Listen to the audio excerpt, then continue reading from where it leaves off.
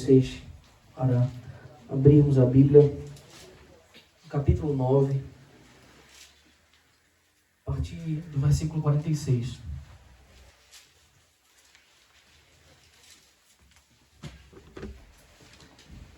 Lucas 9, a partir do versículo 46.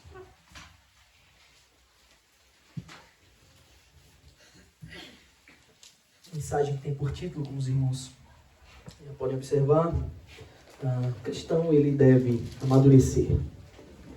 Deve haver uma progressão na fé, no caminhar com o nosso Senhor Jesus Cristo. Os irmãos encontraram? Vamos ler do versículo 46 até os 56. São 3 pequenas sessões. A palavra do nosso bondoso Deus diz assim: surgiu entre os discípulos uma discussão sobre qual deles seria o maior. Mas Jesus, sabendo o que se passava no coração deles, pegou uma criança, colocou-a junto de si e lhes disse: quem receber esta criança em meu nome, é a mim que recebe. E quem receber a mim, recebe aquele que me enviou. Porque aquele que for o menor de todos entre vocês, esse aqui é grande. João tomou a palavra e disse: mestre, vimos certo homem que expulsava demônios em seu nome, mas nós o proibimos de fazer isso, porque não segue conosco. Mas Jesus lhe disse: não proíbam, pois quem não é contra vocês, é a favor de vocês. E aconteceu que ao se completarem os dias em que seria elevado ao céu, Jesus manifestou no semblante a firme resolução de ir para Jerusalém. E enviou mensageiros que fossem à sua frente. Indo eles, entraram numa aldeia de samaritanos para lhe preparar pousada. Mas não receberam, porque o aspecto dele era de quem decisivamente ia para Jerusalém. Vendo isto, os discípulos Tiago e João perguntaram: Senhor, que mandamos descer fogo do céu para os consumir? Mas Jesus, voltando-se, os repreendeu e seguiram para outra aldeia. Amém. Oremos. Ó Deus bendito, glorioso, te damos graças, Senhor, pelo teu infinito amor, pela tua bondade, porque o Senhor decidiu deixar a preciosidade da tua palavra para nós, essa bênção maravilhosa, na qual podemos ver como o Senhor governou a história, como o Senhor não omitiu os casos absurdos que acontecem na tua escritura, na tua palavra, na tua história de redenção, para que ficasse registrado para nós e nós tivéssemos o exemplo não só do que o que devemos fazer, mas como também não devemos proceder. Ó Deus, a tua palavra é preciosa demais. Ajuda-nos a entender essa beleza dela, essa virtude que procede de ti, pois ela é viva e eficaz.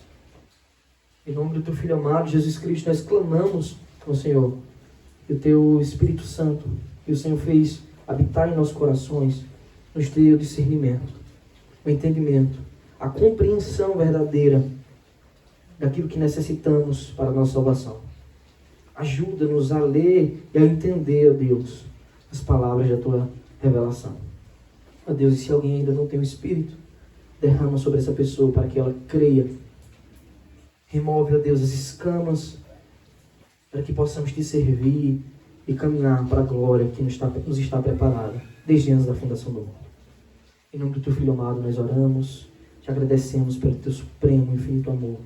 Amém. Meus amados, existe um texto na Sagrada Escritura muito interessante. Esse texto é bem corrompido, diga-se de passagem, por muita gente nas interpretações. Eu quero convidar você para abrir brevemente a carta de Paulo aos Filipenses, no capítulo 2.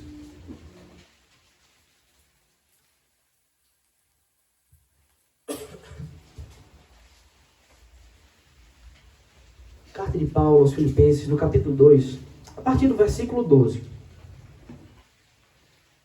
O apóstolo Paulo, ele está escrevendo para aquela igreja, na cidade de Filipos.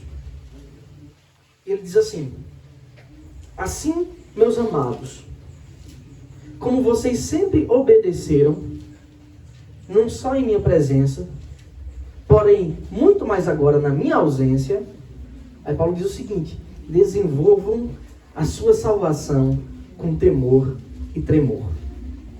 Permaneça com esse texto aberto. Paulo diz assim: desenvolvam a sua salvação com temor e tremor.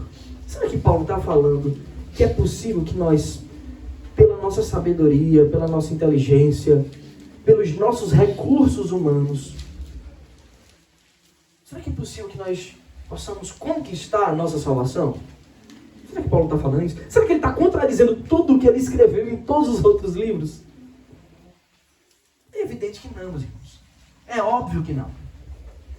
O que o apóstolo Paulo está ensinando aqui à igreja dos Filipenses é que nós, que fomos salvos por Cristo, que recebemos o Salvador, meus irmãos, nós devemos dia a dia progredir na fé.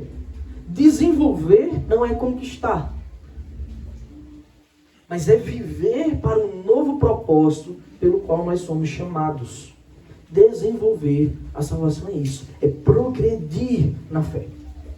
É evidente e é óbvio que o nosso procedimento não pode ser, depois de anos dizendo que caminhamos com Cristo, observando a sua palavra todos os dias, orando ao Senhor, nos aproximando. É evidente que depois de anos a gente não pode estar do mesmo modo ou até pior do que no dia que nós nos convertemos, do que no dia que nós dissemos assim: eu aceito, eu creio, Senhor, na tua palavra. É evidente. É evidente que o cristão ele deve progredir na fé.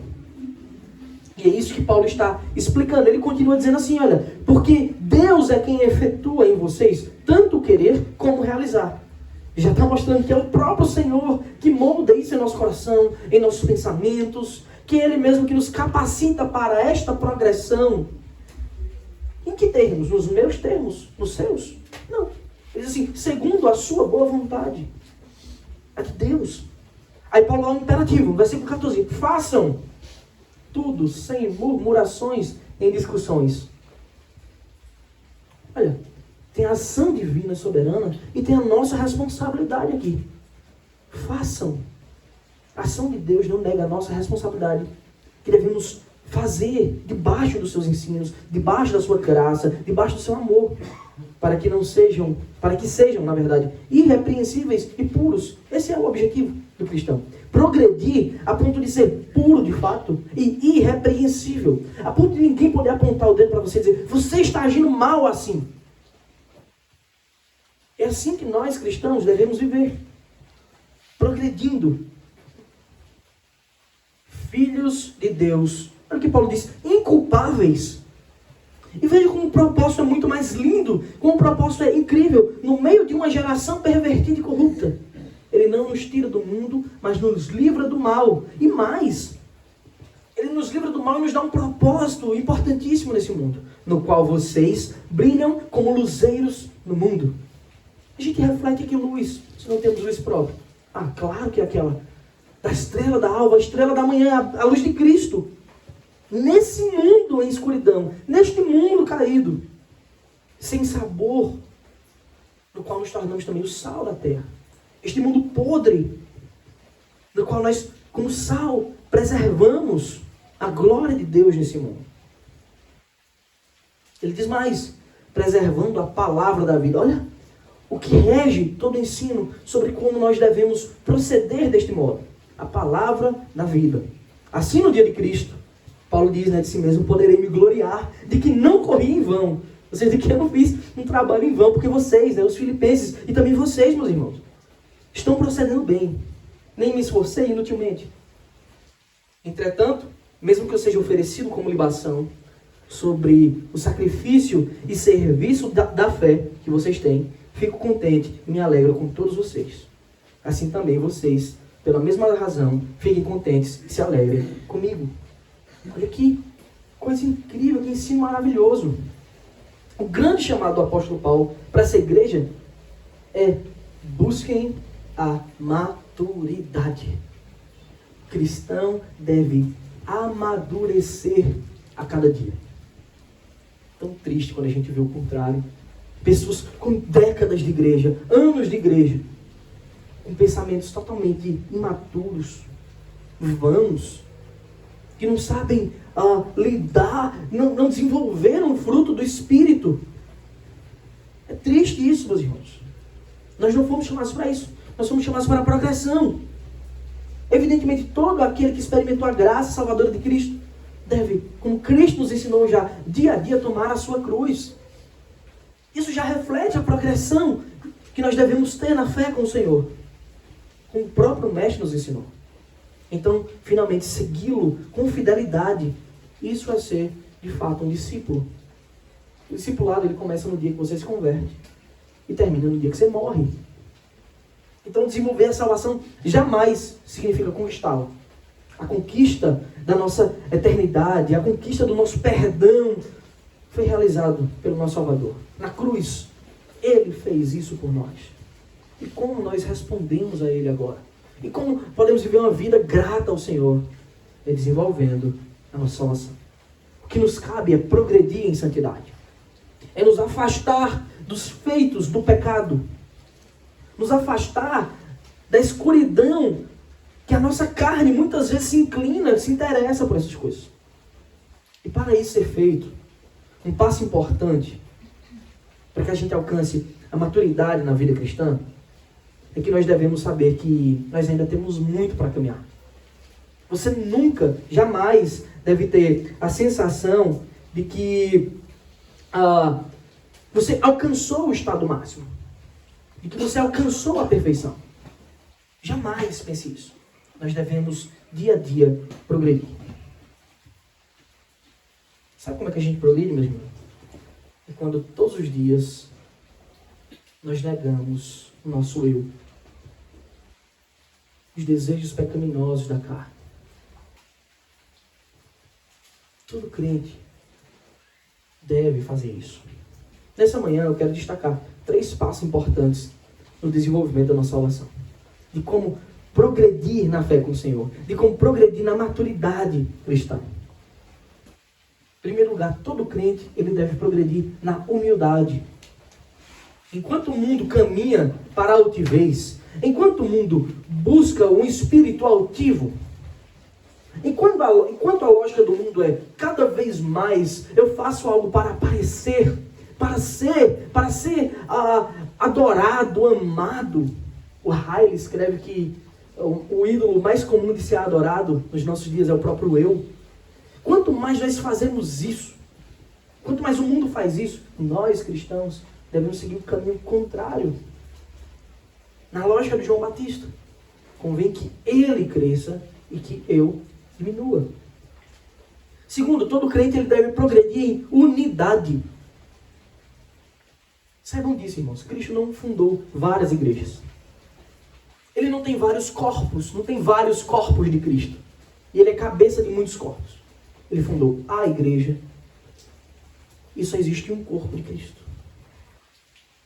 E nós devemos progredir em unidade, não em rixa, não em divisões. Terceiro, todo crente deve progredir na prática do amor e da misericórdia. Todos esses pontos no qual vamos tratar, eles refletem como nós devemos nos tornar dia a dia mais maduros. Só que os exemplos que eu estou trazendo hoje, a Escritura nos mostra, são exemplos contrários de como nós não devemos agir. E eu acho incrível isso, porque a palavra de Deus, ela mostra 2 fases dos discípulos. Os discípulos em sua imaturidade total e os discípulos maduros na fé. Observe, os discípulos não se tornaram perfeitos. Os apóstolos não se tornaram perfeitos no fim dos seus dias. Mas eles se tornaram maduros. Você lê os evangelhos, você tem uma disposição dos apóstolos. Quando você lê as cartas, o livro de Atos, você já tem outra disposição dos apóstolos. Isso é um grande ensinamento para nós. É que assim como eles foram aperfeiçoados em Cristo, nós também devemos ser. Nós devemos tomar esse exemplo para não estagnar na fé. E uma coisa é fato. Em todos os exemplos que nós necessitamos de perfeição de fé, humildade, amor, compaixão, paciência, em todos eles nós encontramos a expressão máxima e perfeita deles em Cristo. Então nós temos o perfeito exemplo. Nós temos o exemplo de pessoas como nós que progrediram em Cristo. E temos o exemplo máximo no próprio Cristo. Agora, nessa passagem que chegamos, esse ponto do Evangelho de Lucas, é importante a gente lembrar que o Senhor já havia falado aqui 3 vezes sobre a sua morte. A Escritura nos relata que 3 vezes os discípulos haviam sido avisados de que Cristo estava para morrer. Primeiro ele tinha chamado os 12 à parte, diante daquela multidão que estava seguindo. E ele tinha dito, olha, é necessário que eu seja rejeitado pelos anciãos, pelos escribas, pelos sacerdotes. Eu vou ser rejeitado por todos. É necessário que eu morra. E é necessário que ao 3º dia eu ressuscite. Jesus já tinha dito isso, ainda nesse capítulo 9. Mais na frente, nós vemos como Cristo chamou Pedro, Tiago e João para subir o monte para orar. Aquela cena esplêndida da transfiguração. O testemunho de Moisés e Elias diante de Pedro, Tiago e João era sobre como Jesus tinha que morrer. Como ele padeceria. Quando eles descem naquela cena incrível onde Jesus também cura aquele endemoniado que os discípulos não foram capazes de fazer. No versículo 44, sessão anterior que pregamos semana passada, Jesus diz assim para os discípulos, enquanto estava todo mundo maravilhado, ele chama eles e diz, prestem bem atenção nas seguintes palavras: o Filho do Homem está para ser entregue nas mãos dos homens. Observe a urgência. Mas a verdade é que os discípulos eles não queriam saber de morte nenhuma. Eles não queriam nem perguntar a Jesus sobre o que é que significavam essas palavras. Quando a gente lê o relato, meus irmãos, dos evangelhos. Sabe por quê? Porque a preocupação deles estava em outro lugar que não em Cristo. A preocupação deles não estava com a cruz. A preocupação deles não estava com o resgate eterno de suas almas. Eles ainda tinham uma visão distorcida de como seria o Messias. De como o Messias salvaria o mundo. E ao ler passagens como essa, que mostra a intensa infantilidade dos discípulos, talvez você se revolte. Você, meu Deus do céu, por que esses caras estão com Cristo? Andando com o Senhor e estão falando uma besteira dessa. Sim, meus irmãos, de certo modo é revoltante. Mas, quando você lê uma passagem como essa, o que nós devemos perguntar mesmo é, e nós?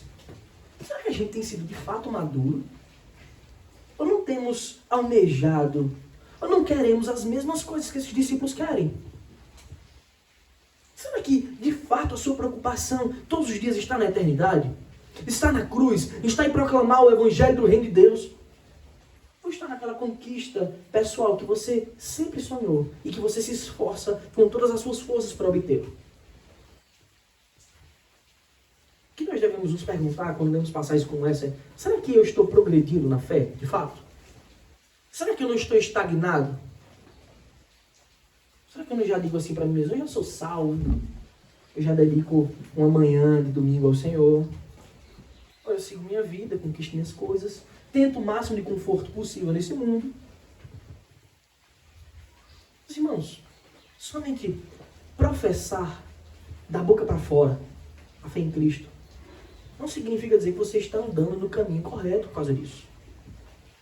A fé que o Senhor nos dá, ela é uma fé ativa. Nós devemos pôr em prática aquilo que o Senhor nos ensina. Então, tranquilamente, o título dessa mensagem poderia ser: não sejamos insensatos. A palavra de Deus está repleta de narrativas de insensatez como essa. E ela está assim justamente para que a gente não siga nesses mesmos caminhos. Para que a gente não viva nesses mesmos padrões. Eu tenho primeiro lugar, o cristão, ele não deve buscar a vanglória. O cristão não deve buscar a vanglória. Esse é o primeiro relato de insensatez seguido. 3 passagens seguidas, 3 sessões seguidas relatando insensatez. Versículo 46 diz, do texto de Lucas: surgiu entre os discípulos uma discussão sobre qual deles seria o maior. Observe porque eles não estavam preocupados com a cruz. Porque eles não queriam saber da morte de Cristo. Porque para eles era mais importante saber quem é que vai ser maior. Quem é que vai sentar à esquerda ou à direita de Cristo nos céus. Quem é que vai ser maior? Mas Jesus, sabendo o que se passava no coração deles, pegou uma criança, colocou-a junto de si e lhes disse: quem receber esta criança em meu nome, é a mim que recebe. E quem receber a mim, recebe aquele que me enviou. Porque aquele que for o menor de todos entre vocês, esse é que é grande. Então, olha que coisa incrível. A gente tem os discípulos discutindo uma coisa totalmente tola, totalmente contrária ao que Jesus vem ensinando o tempo todo. E temos uma resposta perfeita de Cristo. Mas antes de você começar as acusações aos discípulos, que está claro que eles estão errados, uma vez que está clara a repreensão de Cristo, você deve se pensar: será que eu não estou agindo do mesmo jeito? Será que a minha vida não tem sido uma busca constante pelas glórias dos homens? Porque essa questão deles com quem vai estar ao lado de Deus, quem vai ser o mais honrado, não é uma questão da ética do reino de Deus. É uma questão da ética do mundo. É como se ele quisesse olhar para o céu com a ótica, com os olhares mundanos. Porque quem se preocupa com essas coisas, de quem vai ter o maior status, são os mundanos. Quem se preocupa, quem tem esta ética de vida, são os pecaminosos, os pecadores, os ímpios. E eles estavam olhando para o céu, corrompendo. É isso que o pecado faz. Ele pega aquilo que o Senhor promete, uma glória graciosa e eterna com o Senhor, e corrompe. Eles transformaram isso em vanglória. Numa glória que eles queriam receber dos homens. Está em destaque. E sobre isso que nós devemos nos perguntar: como está o nosso coração? O que é que o nosso coração tem almejado? O reconhecimento do Senhor de que temos vivido uma vida constante para a sua glória, lutando contra o pecado, tomando a nossa cruz dia a dia. Ou temos buscado a vanglória, o reconhecimento dos homens? Porque aquele que toma a cruz dia a dia ele se lembra que ele é pecador e que sua dívida com o Senhor é eterna e ele não pode pagar. Aquele que nega a si mesmo, são as expressões que vêm juntas de tomar a cruz, negar-se a si mesmo e tomar a cruz para seguir aqui Cristo. Ele não espera a glória dos homens. Se ele mesmo está dizendo: eu não sou digno de glória, quanto mais os outros. Nós devemos observar se o nosso coração está assim. Pior, se a glória que almejamos é a glória deste mundo. É o elogio, os aplausos do mundo. A mesquinhez dos discípulos sobre quem seria o maior é muito grande. Isso é uma grande insensatez. Mas ainda quando o Senhor tinha acabado de dizer: preste atenção, eu estou prestes a ser morto. Eu estou prestes a ser entregue na cruz para salvar vocês. E vocês estão pensando em bobagens. Então o Senhor Jesus dá a resposta para aqueles homens. Ele toma uma criança. É interessante porque possivelmente sempre tinham crianças rodeando a multidão, rodeando Cristo, mostrando a sua amabilidade. Ele toma uma criança do braço e diz assim: quem recebe esta criança em meu nome, é a mim que recebe. O que Jesus está querendo dizer com isso? É que para nós é muito fácil receber as pessoas que são tidas como grandes. É muito prazeroso. Você está dizendo, você deve receber, é uma via dupla, né? Os pequenos que são do Senhor E você deve receber eles em seu nome, no nome de Cristo. Porque ele usa o exemplo das crianças. E as crianças não recebiam tanta atenção assim, sério. Não tinha assim, uma preocupação constante sobre as crianças. Não tanto como temos hoje. Então Cristo pega as crianças e diz, olha, vocês devem receber em meu nome. Por quê? Porque ele mesmo, como aquele texto de Filipenses, se você lê o capítulo completo, você vê, ele mesmo se rebaixou, se humilhou, tomou uma forma de servo, ele mesmo se fez pequeno. Cristo está dizendo, eu estou dando um exemplo máximo de humildade e vocês estão buscando a vanglória. É o contrário. Quem quer ser grande tem que ser o menor de todos, tem que se rebaixar, tem que dedicar sua vida ao Evangelho e a servir. E a servir, não a ser servido. Porque ele, sendo Deus eterno, o Todo-Poderoso, o Criador de tudo, ele veio assumir a forma de servo. E o tempo todo ele deu exemplo. Um dos exemplos que eu mais gosto de Jesus ensinando isso de forma prática aos seus discípulos é ele lavando os pés dos discípulos. Coisa essa que nem o pior escravo fazia. Talvez o pior dos piores é que deveria receber aquela tarefa de lavar os pés dos convidados. E é isso que Cristo faz, se ajoelha e lava os pés de cada um. Então, aquele que recebe, que dedica a sua vida para a glória de Deus, no amor, ativamente nas ações, na hospitalidade, no serviço, sejam pequenos ou grandes, eles recebem ao próprio Deus, ao Pai. Aquele que recebe a Cristo, recebe ao Pai. Isso é amor ativo, meus irmãos. Isso é humildade que o Senhor está ensinando aos discípulos. Não importa quem vai estar mais perto do trono. Engraçado que surge uma discussão grande entre Wesley e Whitefield, né? Um calvinista, um arminiano ao longo da história. E o povo ficava perguntando ao Whitefield, né? Você acha que você vai ver que o Wesley era arminiano? Você acha que você vai ver ele lá no céu? Aí o Whitefield disse assim, o Whitefield é apenas o maior evangelista da história, calvinista, tá? Acho que não. Mas não era para satisfazer aqueles homens que achavam que arminiano ia ser salvo, não. É que ele disse assim, é que o Wesley vai estar lá tão perto de Cristo, que ele é tão crente que eu não vou conseguir nem vê-lo. Estava agindo de forma humilde contra essa loucura vã da divisão. Loucura essa que se passa agora, imediatamente, depois de ouvir essa repreensão de Cristo, depois de ouvir essas palavras de Cristo, aí João, ele se lembra do que ele fez. Ele se lembra do que ele fez. E diz, João tomou a palavra e disse, mestre, vimos certo homem que expulsava demônios em seu nome, mas nós o proibimos de fazer isso, porque não segue conosco. Meus irmãos, cristão, ele foi chamado para a unidade, e não para a desunião.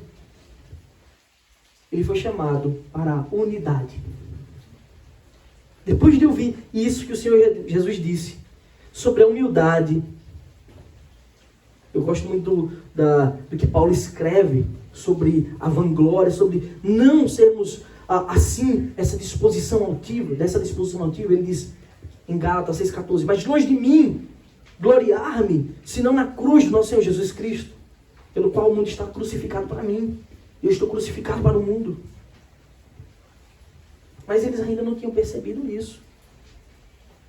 Não só se gloriavam, como tinham um espírito de divisão muito forte, como tinham um espírito de vaidade.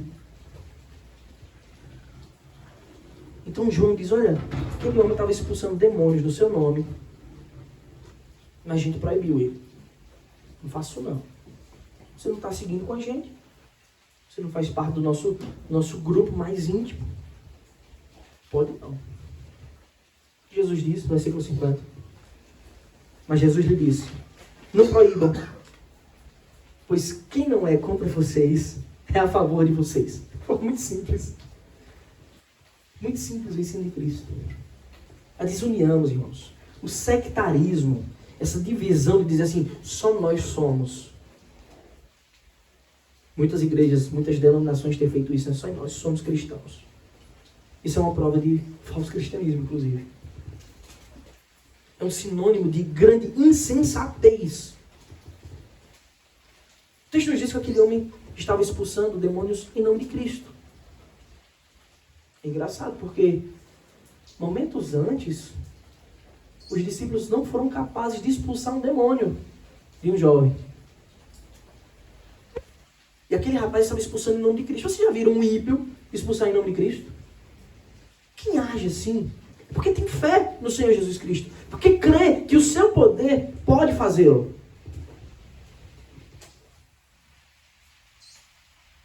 O que João estava querendo dizer assim? Eu quero ser zeloso.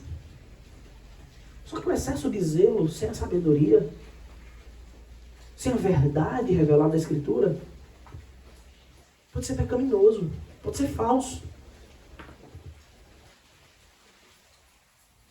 O porquê dele ter mandado aquele homem parar é óbvio, está escrito ali. Porque ele não segue conosco. Mas tem um porquê nas entrelinhas. Tem um porquê implícito. Porque ele estava mandando aquele homem parar de fazer isso. Sabe por quê? Porque ele queria exclusividade. Ele queria, na verdade, ele se julgava merecedor desta honra, porque estava mais perto de Cristo. Por estar todos os dias caminhando com o Senhor, ele se julgava que ele merecia mais que os outros o poder de Deus. Essa pergunta é: tu pode merecer? Que merece a dádiva de servir ao Senhor? Na verdade, eles estavam preocupados com glória. Aquele homem estava usando o nome de Cristo e servindo. Eles ainda não tinham entendido a ética santa do reino de Deus. A humildade, a sabedoria, a compaixão, a misericórdia. Porque ao impedir aquele homem de fazer isso, eles não estavam pensando nas pessoas que estavam sendo oprimidas pelos demônios, que estavam sendo libertos. Você consegue pensar como essa insensatez é grande? Parece muito lindo. Senhor, por excesso de zelo, mandei que parem. Ninguém vai fazer mais, só os que estão aqui. Mas na prática, era pecaminoso. E quantas vezes a gente não faz isso, dizendo assim: eu quero ser extremamente zeloso e privo as pessoas da glória de Cristo, das virtudes esplêndidas do reino de Deus, do seu amor perfeito. A resposta de Jesus é simples e reflete mais uma vez a insensatez deles. Não há por que proibir. Não há por que proibir. Não há por que fazer esta divisão. Como se os de Cristo verdadeiros são só esses que estão aqui. Se você não sabe, meu irmão, vou lhe alertar agora. A Igreja Batista Reformada Castelo Forte não é a composição completa do corpo de Cristo. É um pedaço bem minúsculo, por sinal. O reino de Deus está espalhado. É tão numeroso quanto as estrelas do céu, como a areia que está na praia do mar. O reino de Cristo não está completo aqui. Aqui tem uma pequena seção, um pequeno grupo. Aqui, sim, é o corpo de Cristo, mas não a totalidade dele. Cristo é o nosso cabeça. A gente não pode ser movido por esse senso de que essas placas racham a igreja. A gente não pode achar que somente a nossa denominação, onde eu estou, é que tem a verdade do reino de Deus. Nós devemos humildemente reconhecer a santa vocação dos nossos irmãos, que recebem Cristo verdadeiramente.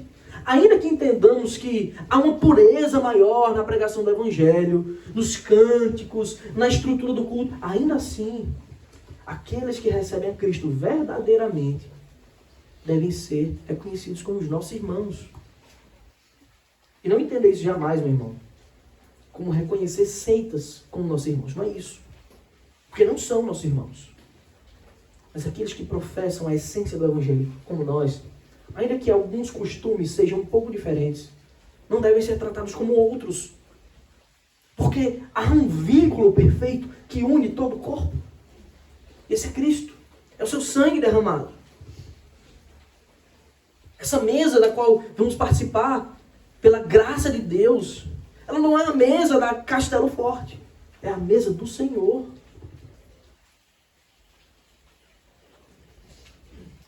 Há muitas comunidades de servos verdadeiros, inclusive em nossa cidade. Mesmo que você discorde, mesmo que nós discordemos de algumas formas, ainda assim devemos tratá-los como irmãos. O chamado para a progressão constante na fé, para o despojar da insensatez do pecado, deve fazer com que a gente ame a unidade da igreja. Não a divisão. A unidade não só intra-denominação, mas entre também as denominações. Se tem uma coisa que eu tenho certeza, é que nos céus não vai ter placas. No céu não vai ter placas denominacionais. Mas infelizmente esse espírito do engano, da obscuridade, da dureza do nosso coração muitas vezes, ainda caminha no meio da igreja. Se não faz do meu jeito, então não é de Deus. Se não sai conosco, então a gente proíbe, não façam. Isso em todo tipo de denominação existe. Inclusive no meio dos reformados também. Que diz que havia um grande amor pela palavra de Deus, mas às vezes rejeitamos textos tão simples. Que essa não seja a nossa conduta, meus irmãos. Jesus diz bem assim, que não é contra vocês, é a favor de vocês. Que jamais nos achemos lutando contra o Evangelho de Cristo pregado pelos nossos irmãos. A gente luta contra os erros, contra o engano, contra a heresia, contra práticas errôneas, mas não contra o Evangelho de Cristo. Então, de forma simples, se você não for ajudar, também não atrapalhe. Há um chamado claro para a unidade no meio do povo de Deus. Paulo escreve no capítulo 4 de Efésios, os versículos 4 a 6, bem assim: há somente um corpo e um espírito. Como também é uma só a esperança para a qual vocês foram chamados. Há um só Senhor, uma só fé, um só batismo, um só Deus e Pai de todos, o qual é sobre todos, age por meio de todos e está em todos. Então, de modo algum, tentemos dividir o corpo de Cristo. De modo algum, tentemos fazer isso. A progressão na fé nos leva a reconhecer que nós não somos os únicos em Cristo que professam fielmente o seu nome. A gente deve saber disso. O espírito da divisão não deve permear a igreja. Em terceiro lugar, meus irmãos, os cristãos eles devem ser longânimos, devem ser pacientes, devem ser misericordiosos. O Senhor já tinha exortado a humildade no ato de altivez dos discípulos. Já exortou a unidade no ato de divisão dos discípulos. Agora o Senhor vai ensinar o amor e a compaixão quando os discípulos encontram-se irados. Esse texto é bem mais complexo e incrível do que isso. Mas eu quero, em especial nessa manhã, retratar essa insensatez dos discípulos. E aconteceu que ao se completarem os dias em que seria elevado ao céu, Jesus manifestou no semblante a firme resolução de ir para Jerusalém. Eu tenho dito aqui, o Senhor Jesus tinha uma agenda, ele estava cumprindo a agenda cabalmente, o mandato do Senhor, e nada iria detê-lo. Ele tinha que fazer e ele faria detalhadamente tudo que fosse ordenado por Deus. E agora chegou o momento.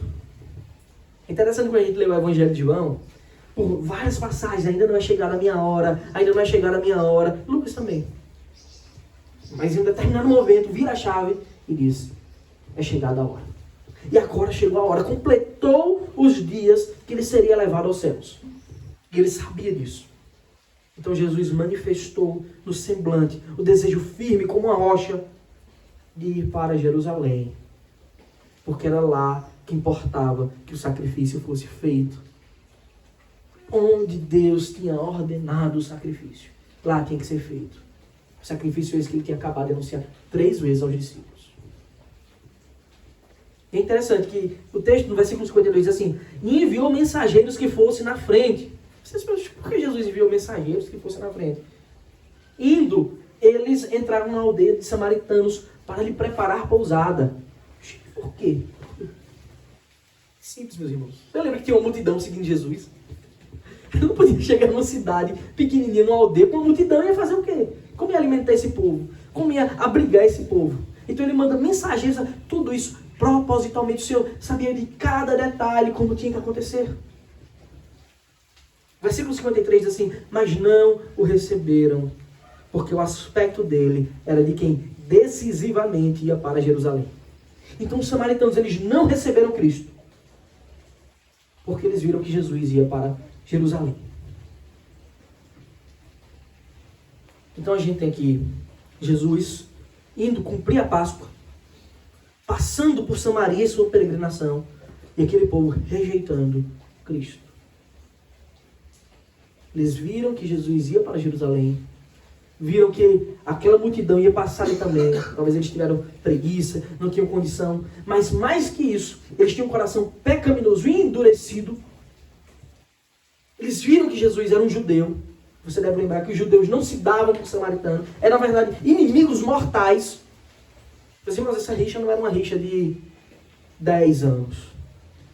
Neste momento, essa rixa já devia durar mais ou menos 900 anos. Desde que o reino foi dividido por Roboão, filho de Salomão. Reino do norte, reino do sul, Israel e norte, sul, Jerusalém, Judá. E a partir de então, aqueles homens começaram a adorar no Monte Gerizim, enquanto os judeus adoravam em Jerusalém, em Sião. Havia uma rixa, havia guerra, houveram muitas mortes ao longo desses 900 anos. E só foi se intensificando. Você lembra que quando os judeus queriam xingar Jesus, os fariseus queriam xingar Jesus, eles diziam: você é endemoniado e você é samaritano. Como se essas coisas fossem muito próximas. Esses palavrões, para eles, eram muito próximos. Você vê a noção que eles tinham dos samaritanos. E, de fato, eles eram maus. Tinham corrompido o culto. Os judeus tinham feito isso também, mas eles tinham feito isso num nível muito grande. E queriam continuar dizendo que também eram filhos de Israel, de Jacó. Você lembra quando Jesus ia falar com a mulher samaritana? Isso foi Jacó, nosso pai, que cavou o poço. Então ali está revelada a insensatez dos ímpios. O Messias apareceu para eles e eles não quiseram. Eles não quiseram recebê-lo, eles não quiseram as bênçãos de Cristo, porque certamente seriam abençoados com a sua presença. Mas a grande insensatez que a gente não devia esperar vem justamente de quem a gente não espera, que é dos discípulos, daqueles que estavam 3 anos andando com Cristo. É dito assim, versículo 54. Vendo isto, os discípulos Tiago e João perguntaram. Lembra, os 2 irmãos, Tiago e João: o Senhor quer que mandemos descer fogo do céu para os consumir? Talvez a gente lê hoje, seja até engraçado, parece até uma piada ouvir isso da boca dos discípulos. Eles tinham um excesso de zelo tão grande que eles dizem assim: eles não receberam, a gente pode orar para descer fogo do céu. Eles não estão falando isso sem base bíblica, por incrível que pareça, irmãos. Em 2 Reis, acontece um caso onde o rei de Israel está muito mal, ele procura deuses estranhos, depois ele ouve que Elias denunciou, ele manda vários soldados irem atrás de Elias para falar com ele. Homem de Deus! Aí Elias: se eu sou homem de Deus, que desça fogo do céu, e desci e consumi esses homens. Então eles estão com aquela visão ali, querendo aplicar. Esses homens são muito insensatos. Eles não receberam o Senhor. Então a gente ora e desce fogo do céu. Eles não podiam nem expulsar um demônio instantes antes. Eles queriam descer fogo do céu. Jesus te ensinaram: quando vocês não forem ser recebidos, você bate os pés, tira o pó e vai embora, vai para outra aldeia. Eles não se contentaram com o ensino de Cristo. Eles queriam ira, raiva, justiça imediata. Fogo tinha que descer e consumir esses incircuncisos de coração, porque não receberam o Senhor. Versículo 55 diz assim: mas Jesus, voltando-se, os repreendeu. Algumas traduções trazem um texto acrescido de como Jesus os repreendeu.